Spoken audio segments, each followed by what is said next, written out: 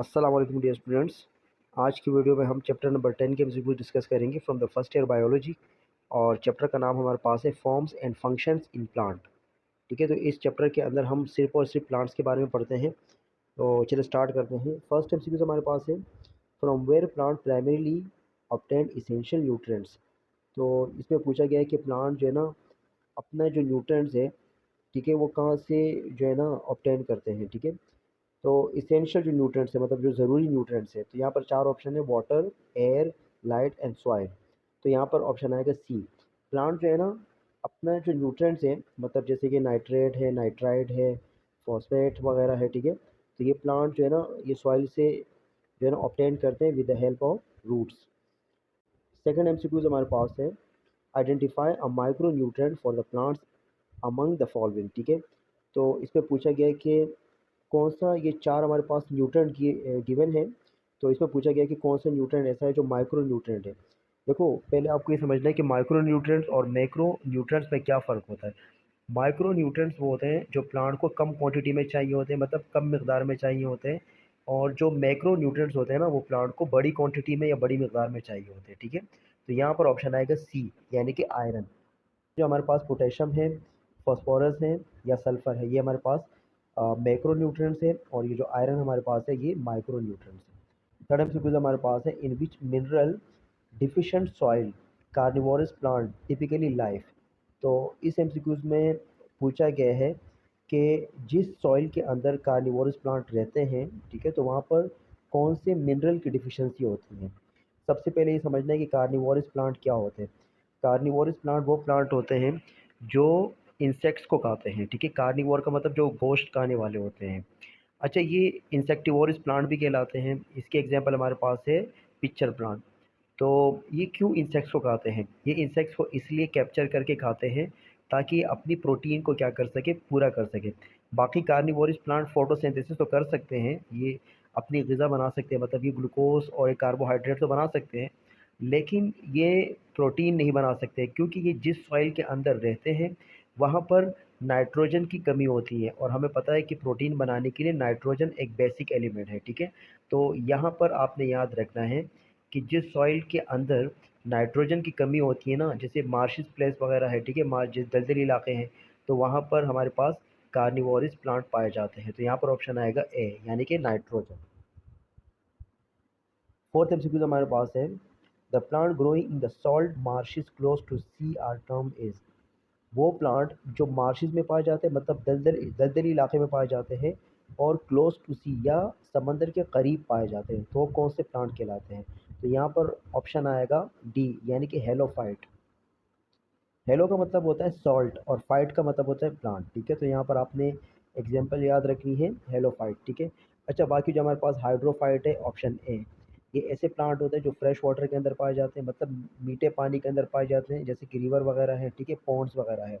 ज़ीरोफाइट वो प्लांट्स होते हैं जो डेजर्ट मतलब ड्राई प्लेसेस में पाए जाते हैं, सहरा वगैरह में पाए जाते हैं, ठीक है, स्टीप्स वगैरह में पाए जाते हैं। बाकी सी हमारे पास जो ऑप्शन है मीज़ोफाइट्स। तो मीज़ोफाइट ऐसे प्लांट होते हैं जो मॉडरेट सॉइल में पाए जाते हैं, मतलब जहाँ पर पानी की मकदार नॉर्मल होती है। ठीक है, पांचवें एमसीक्यू हमारे पास है the cause of colour of leaf turn into dull और bluish green, it is the deficiency of. तो यहाँ पर पूछा गया है कि ऐसा कौन सा हमारे पास मिनरल है या न्यूट्रेंट है जिसमें प्लांट के जो लीफ है ना वो डल हो जाता है, मतलब उनके जो लीव्स में शाइनिंग ख़त्म हो जाती है और कलर जो है ना ब्लूइश ग्रीन हो जाता है। तो ये किस न्यूट्रिएंट की डिफिशिएंसी की वजह से होता है। तो यहाँ पर ऑप्शन आएगा सी, पोटेशियम। ठीक है, आपने ये बात याद रखना है कि प्लांट में वो बीमारी जिसमें जो पत्ते हैं, पत्तों में शाइनिंग ख़त्म हो जाती है, पत्ते जो है ना वो डल हो जाते हैं और कलर भी पत्तों का ब्लूइश ग्रीन हो जाता है। तो ये किसकी वजह से होता है, तो आपने याद रखना है कि ये पोटेशियम की वजह से होता है। तो यहाँ पर ऑप्शन आएगा यानी कि सी। सिक्स एमसीक्यूज हमारे पास है which principal type of auxin of higher plants synthesise at the apex of stem और रूट। तो इस एमसीक्यू में पूछा गया है कि जो ऑक्सिन है ना, ऑक्सिन एक ग्रोथ हार्मोन है प्लांट में। ठीक है, तो इसमें पूछा गया है कि प्लांट के जो एपेक्स है, एपेक्स, अच्छा, यहाँ पर एपेक्स का मतलब होता है जहाँ पर रूट ख़त्म होता है, जो रूट का बिल्कुल आखिरी टिप वाला एरिया होता है ना उसको हम एपेक्स कहते हैं। और ऊपर की तरफ जो है ना स्टेम जहाँ पर ख़त्म होता है, ठीक है, जो टिप एरिया होता है उसको हम क्या नाम देते हैं, उसको हम कहते हैं एपेक्स। तो यहाँ पर पूछा गया है कि प्लांट के एपेक्स में, मतलब रूट में और स्टेम में, वो कौन सा हार्मोन है जो बनता है, ठीक है, जो ज़्यादा बनता है। तो हमारे पास यहाँ पर ऑप्शन आएगा सी, यानी कि IAA। इसका फुल फॉर्म है इंडोल एसिटिक एसिड, ठीक है। ये ऑक्सीजन की एक टाइप है। ऑक्सीजन एक हार्मोन है, आपको पहले बता चुका हूँ कि एक ग्रोथ हार्मोन है।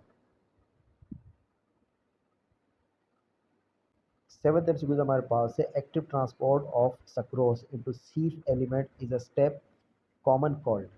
तो यहाँ पर पूछा गया है कि सीफ एलिमेंट्स, अच्छा सीफ कहते हैं एक जाली को, और सीफ एलिमेंट्स किस में पाया जाता है ये आपको पता होना चाहिए, ये फ्लोएम में पाए जाते हैं। और यहाँ पर पूछा गया कि active transport of sucrose. Active transport का मतलब ये है कि जिस प्रोसेस में कम कंसनट्रेशन से हाई कंसनट्रेशन की तरफ सब्सटेंस मूव करे, ठीक है। एक तो हाई कंसनट्रेशन से लो कंसनट्रेशन की तरफ सब्सटेंस मूव करते हैं, उसको हम कहते हैं ऑस्मोसिस या डिफ्यूजन, ठीक है। तो एक्टिव ट्रांसपोर्ट में क्या होता है कि सब्सटेंस लो से हाई कंसनट्रेशन की तरफ मूव करते हैं, ठीक है। तो यहाँ पर हमारे पास ऑप्शन आएगा ए, यानी कि फ्लोएम लोडी। 8 MCQs हमारे पास है, the capacity of living system to lose water is. तो जो लिविंग सिस्टम की कैपेसिटी है, गुंजाइश है, जिसकी वजह से जो है ना लिविंग सिस्टम पानी को क्या करता है, लूज करता है, मतलब ज़ाया करता है। तो यहाँ पर ऑप्शन आएगा पी, यानी कि वाटर पोटेंशियल। 9th MCQ हमारे पास है, the production of lateral appendages depend on the activity of. तो यहाँ पर पूछा गया है कि लेटरल अपेंडिजेस जो है ना, ये प्रोडक्शन जो है लेटरल अपेंडिजेस का, ये किस पे डिपेंड करता है। तो यहाँ तो आपको जहन में याद रखना चाहिए कि एपिकल मेरिस्टेम, ठीक है। जब एपिकल मेरिस्टेम जो है ना, ये टिश्यूज़ होते हैं, ये एपिक्स पार्ट में होते हैं, और लेटरल मेरिस्टेम वो टिश्यूज़ होते हैं जो साइडों में होते हैं। एपिकल मेरिस्टेम से प्लांट की ना लंबाई बढ़ती है, प्राइमरी ग्रोथ होती है, और लेटरल मेरिस्टेम से प्लांट की चौड़ाई बढ़ती है, और उसको हम कहते हैं सेकेंडरी ग्रोथ। तो जब एपिकल मेरिस्टेम जो है ना, इनकी जब ग्रोथ होती है तो साइडों की ग्रोथ रुक जाती है, और जब साइडों की लेटरल मेरिस्टेम जब डिवाइड होते हैं, वहाँ की जब ग्रोथ होती है, तो एपिकल मेरिस्टेम की ग्रोथ रुक जाती है। तो आपने याद रखना है कि लेटरल जो अपेंडिजेस है ना, इन जो प्रोडक्शन है, ये डिपेंड करते हैं किस पे, एपिकल मेरिस्टेम पे। तो यहाँ पर ऑप्शन आएगा सी। लास्ट और 10th एमसीक्यू हमारे पास है, which process involve in the promotion of flowering by the cold treatment. तो आपने याद रखनी है बात कि वो कौन सा हमारे पास प्रोसेस है जिसमें हम सीड की क्या करते हैं, कोल्ड ट्रीटमेंट करते हैं। सीड को क्या करते हैं, ठंडा करते हैं, ठीक है, चिल इन्वायरमेंट में रखते हैं, और फिर उसको कल्टीवेट करते हैं, ठीक है। तो जिस प्रोसेस में हम सीड को कोल्ड ट्रीटमेंट देते हैं, उस प्रोसेस को हम कहते हैं वर्नलाइजेशन। तो यहाँ पर ऑप्शन आएगा B. So okay student, this is all about the MCQs of chapter number 10। इंशाल्लाह नेक्स्ट वीडियो के अंदर हम लोग चैप्टर नंबर 11 के एमसीक्यू डिस्कस करेंगे। और अगर आपको मेरी वीडियो पसंद आती है तो आप मेरी वीडियो को लाइक करें और अपने फ्रेंड्स के साथ शेयर भी करें।